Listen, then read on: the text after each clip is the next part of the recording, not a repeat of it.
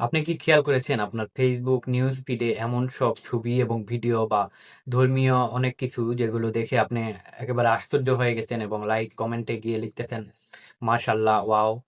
তো এই ধরনের অনেক অলৌকিক ছবি আপনার দেখে মনে হয়েছে যেগুলো আসলে বাস্তব, কিন্তু আসলে এগুলা হচ্ছে এআই স্লপ বা ডিজিটাল আবর্জনা। তো এগুলো আপনি বাস্তব ভেবে ইভেন শেয়ার পর্যন্ত করতেছেন এরকম ছবি এবং এবং ভিডিও বাংলাদেশে স্পেশালি মানে হাজার হাজার মেবি লাখ লাখ।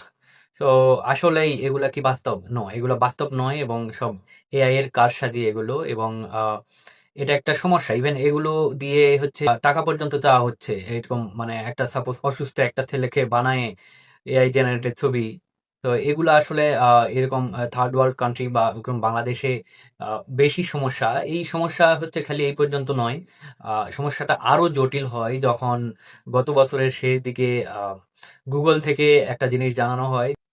মানুষজন অভিযোগ করে যে তারা গুগল সার্চ রেজাল্টে প্রথম পেজে এমন সব উদ্ভট হচ্ছে উত্তর পাচ্ছে যেগুলো আসলে তারা আগে কখনো পায়নি এবং ভুয়া। তো এটা আসলে গুগল ইনভেস্টিগেট করে এবং পরে অ্যালগরিদম চেঞ্জ করতে বাধ্য হয় এবং অনেক আর্টিকেল যেগুলো সরায় ফেলে এবং রিয়েল লেখকদেরকে দিয়ে হচ্ছে তারা আবার লেখায়। So, এখন বিষয় হলো এগুলো আসলে চিনবেন কিভাবে, তাই না? তো চেনার উপায় হচ্ছে সবচেয়ে ভালো উপায় হচ্ছে যে হাতের নখ, বুঝছেন?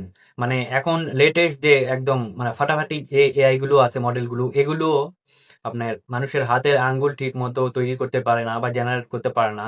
এর প্রমাণ দেখেন, এই যে ইরান এবং ইসরায়েল যে যুদ্ধ, নেতানিয়াহুকে খুঁজে পাওয়া যাচ্ছিল না এবং সে হচ্ছে নাই।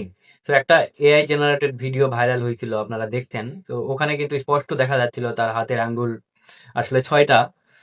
ব্যাকগ্রাউন্ডটা দেখবেন যে উদ্ভট কিনা বা মানে অতিরিক্ত লেভেলের নিখুঁত ওভারঅল ছবিটা মানে অবাস্তব আর কি। একটু আপনাকে ভালো ভালো প্রত্যেকটা বিষয় নিখুঁত ভাবে ইভেন জুম করে হলেও আপনাকে দেখতে হবে। তো একটা ন্যাচারাল জিনিস এতদিন আপনি দেখে আসছেন যেভাবে, এখন নতুন একটা জিনিস দেখতেছেন এআই রিসেন্টলি আসছে। তো আপনার বোঝার কথা, তাই না? যারা একটু বড় আর কি, ছোটরা হয়তো নাও বুঝতে পারে। তো বড়রা এটা ভালো মতো খেয়াল করলে কিন্তু আপনি বুঝে যাবেন। তো আরো একটা ভয়ানক ব্যাপার হচ্ছে যে বিশেষ করে বাংলাদেশে এআই জেনারেটেড কিছু মেয়েদেরকে দিয়ে প্রোফাইল খুলে এগুলা মানে ছবি এবং হচ্ছে ভিডিও পোস্ট করা হচ্ছে এবং মানে একেবারে পারফেক্ট, মানে মানে চেহারা ফিগার সামনে পিছনে মানে এইভাবে আবার ড্রেস ট্রেস লাগায়ে একেবারে পারফেক্ট, এবং এগুলা হচ্ছে ফলোয়ার এবং ভিডিও দেখে এরকম অনেক মানুষজন।